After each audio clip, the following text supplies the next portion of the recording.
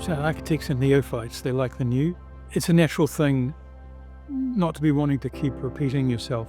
So yes, there's an intention to sort of try and grow, have new challenges, try things you haven't done.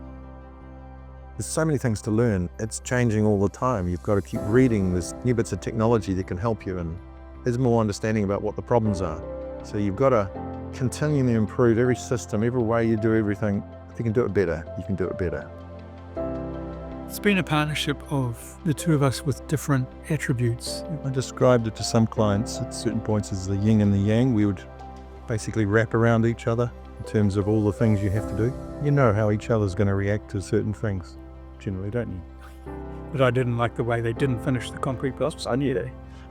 But that's why I didn't tell you. But it's more, yeah, so it means that you don't have to do a whole lot of stuff because you know that the other person's got me back on it.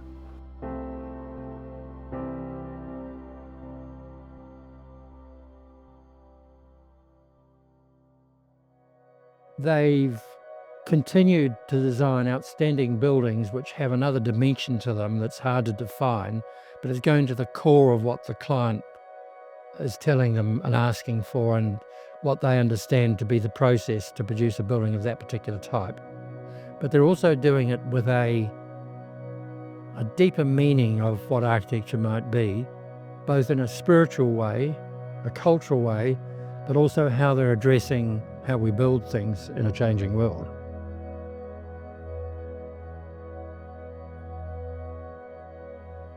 This was built in 1990. I was 30 years old when I designed it and 31 when I built it here. The key thing is the weight of it, how it feels, that it makes you settled. When you go in, you'll immediately slow down. One of the things I learned from doing all of that meditative practice and inquiry is that we're not just our minds or our emotions. We talk about 6 senses: seeing, tasting, touching, hearing, smelling, and hininaro in Māori, or chitta in Pali, which means heart and mind. All of those things are how we experience life through having a body and being a human being. So it struck me that those were the things that I realized the building actually does for people, whether consciously or not.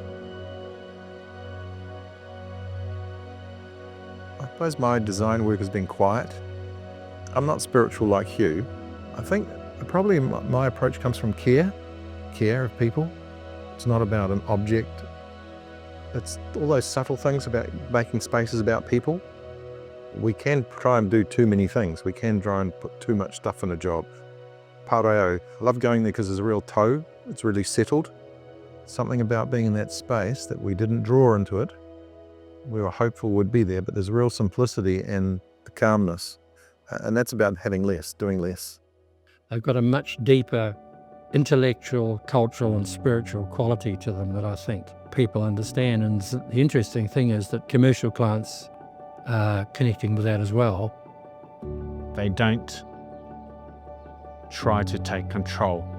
They just try to steer. They're kind and generous as well. Hugh gives you more leash than most architects as an engineer. I once had a few buildings and Hugh said, "Oh, Al, I want it to feel like this." And you don't usually get someone telling you, an engineer, how a building should feel, but it's actually really, really informative, empowering, because it's like, okay, well, I can be heavy here and light here, or I'm trying to do this, and he gives you some goals, and then so you offer some things, and then you go into the refinement spiral. And then you don't stay in that spiral because there's always Ewan. And he's always just like, right, have we got the right thing yet? You know, and so there's this kind of navigator from Ewan and then kind of the ambition setter from Hugh.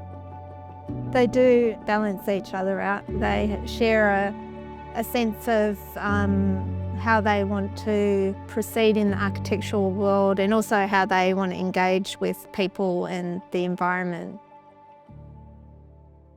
I remember when we were in the competition for the Aquatangi, going onto the site and walking across the road and going down onto the beach and picking up a shell.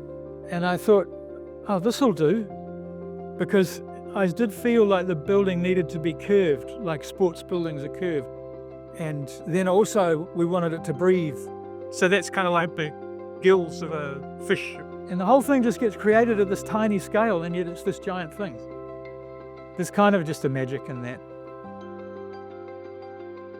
Sustainability's been something that's grown and grown and grown to me. And there's a lovely synergy between kaitiakitanga, the Tao Māori, and the Living Building Challenge. It's a bit like Mason Jury's Te Whare Topa Whā model, Tinana, the physical, Wairua spirit, Hininara, world of ideas, and whānau family. You have to have all those four walls for the roof to be in balance. For the design of the beauty of a building to be in balance, there needs to be aesthetics, but there also needs to be carbon and culture. There's a number of different pillars that need to hold up that roof of design. We live by that whakataukī, ko tāu raurau, ko tāku raurau, ka ora tiwi. You know, what little you can do, the little I can do, makes the world a better place. And the Living Building Challenge does that with us. It's good for our whenua, it's good for us as people, the henenga or the wairua is all looked after in this space. So it's fantastic. There's a building design now, beautiful, that it's all concrete, steel and glass, and it's got an extremely high carbon footprint. Probably one of my little personal missions in the last couple of years with the Living Building Challenge has been Pāreo and Living Pā to be exemplars. Because they can show practitioners, you can do this. There are definitely areas where there are no solutions that we know of right now, but that does not mean we should stop trying. I think the most sort of direct encounter with joy is the design process, but there's lots of different aspects as well. It's very joyful seeing buildings being used and how you have to let them go. You know, every opening, every whakatuiratanga, every blessing, every housewarming party, they're all very satisfying.